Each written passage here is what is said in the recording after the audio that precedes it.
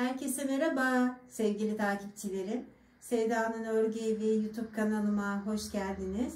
Bugün sizlere yakın bir zamanda örneğini paylaşmış olduğum yeleğin, gül pembe yeleğin bugün ön kol kesiminden biraz bahsedeceğim. Şimdi kol kesimine geçmeden önce 3 numara şiş kullandım. 3 numara. Bir de böyle orta kalınlıkta bakın. Gelin pembesi diyorum. Harika bir rengi var. Örneğimizde tam rengi çıkmadı ama bugün tam rengi çıktı bakın. Harika, tatlı bir rengi var. Tam böyle gelin pembesi, gül pembe, pembe gül falan öyle işte rengi tam bilemiyorum. Şimdi ben arkasını ve önlerini ördüm. Zaten örneğimizde de göstermiştik. Kol altına kadar ben 50 santim yapıyorum uzunluğunu kol altına. Sizler dilediğiniz kadar yapabilirsiniz. Sonra kol kesimiyle bakın şöyle bir önümüzü yaptık zaten. Ön kol kesimi ve yaka olarak. Şimdi bir ön parçası için 85 ilmek atmıştık. Lastiğiyle beraber değerli izleyicilerim.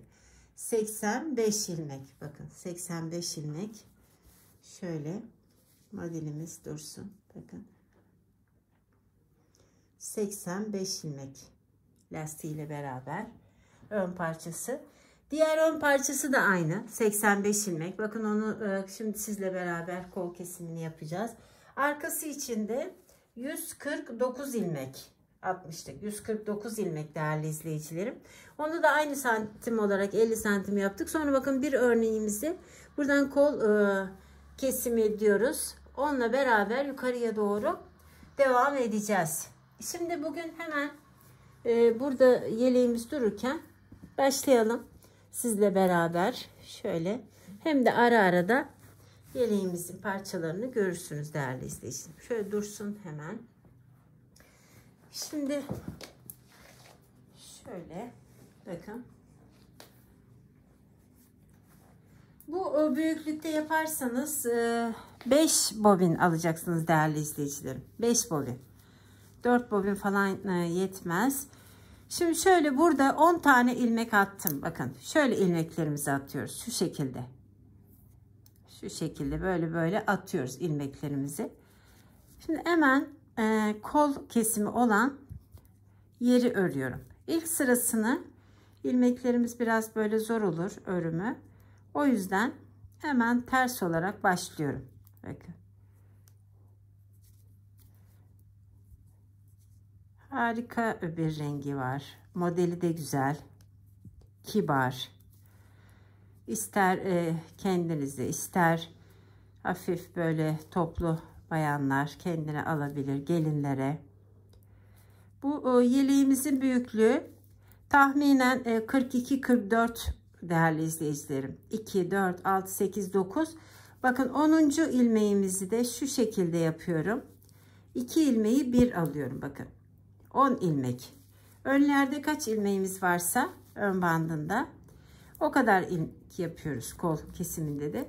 Şimdi bir düz bir ters olarak devam ediyorum. Bakın modelime. Bir düz bir ters.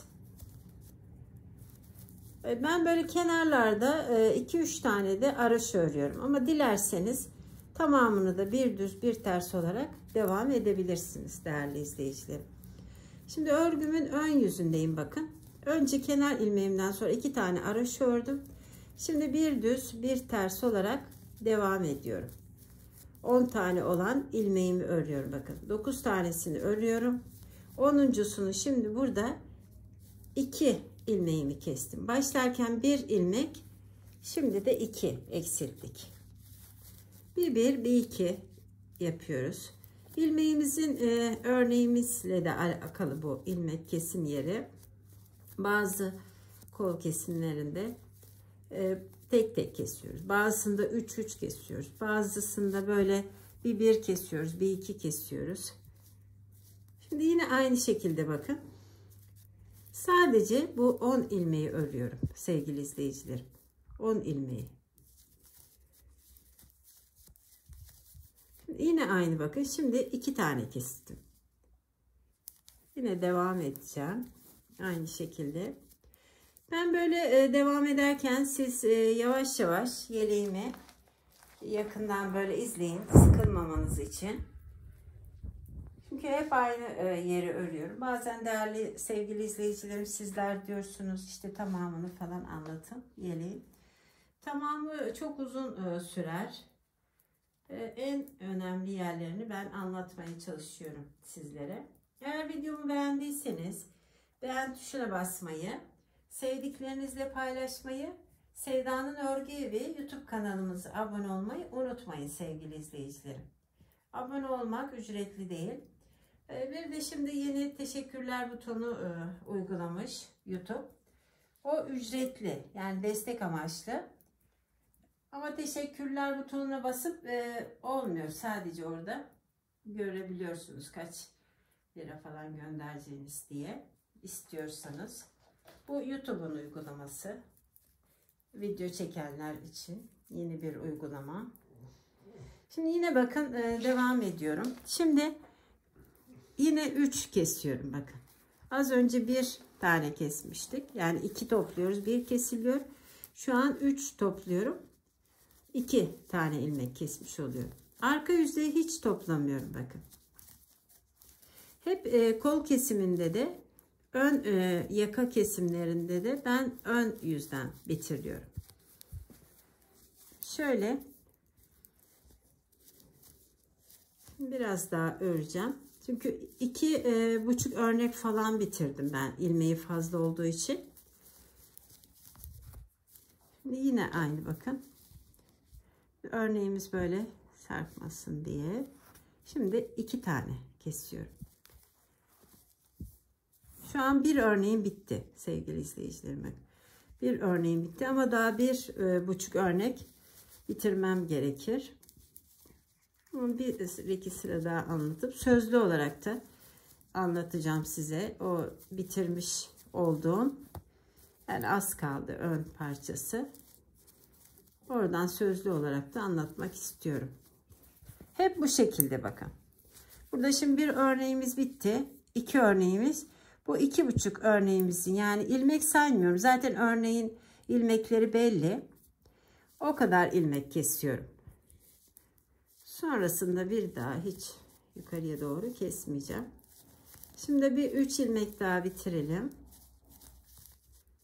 Önleri 85 dedik. Arka 149 ilmek değerli izleyicilerim. Bu büyüklükte yapacaksanız 5 bobin alacaksınız. 44 beden büyüklüğünde tahminen diyorum. Şöyle 3, yani 3 ilmeği kesince 2 ilmeği kesmiş gibi oluyorum. Ben şimdi böyle sıramı tamamlamak istiyorum. Siz o arada yeleğimi yine böyle görün yavaş yavaş. Şimdi yaka kesimini de hemen sözlü olarak anlatmak istiyorum. Bakın şimdi şöyle sevgili izleyicilerim. Bu 50 santim yapıyorum dedim ya kol altına kadar. Ben standart olduğu için, ama sizler kendi boyunuza göre. Ben şimdi bu kol altına gelmeden bu modelimde bir örnek önce yakadan kesmeye başladım. Bakın bir örnek. Yani 50 santim değil de 48 santimde burada diyelim eksiltmeye başladım. Sadece ön yüzde.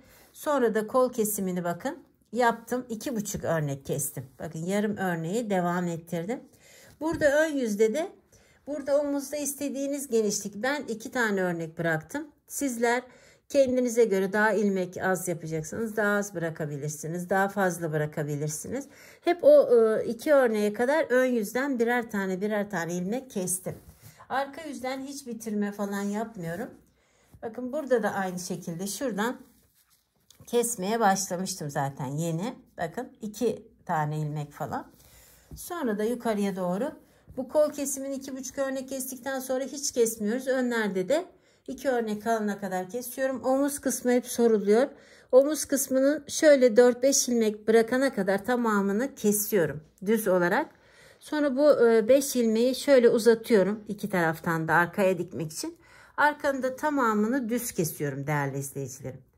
düz kesiyorum. Bu omuzlarla beraber diktikten sonra bu örmüş olduğum 5-6 ilmek iki taraftan onları da dikiyorum. Ve yeleğimizi giyiyoruz değerli izleyicilerim. İğneyle dikiyorum. Umarım anlaşıldı. Beni yurt içi, yurt dışı izleyen değerli sevgili izleyicilerime çok çok teşekkür ediyorum. Bizi izlemeye devam edin. Hoş kalın, hoşça kalın. Örgüyle ve sevgiyle kalın değerli sevgili izleyicilerim diyorum.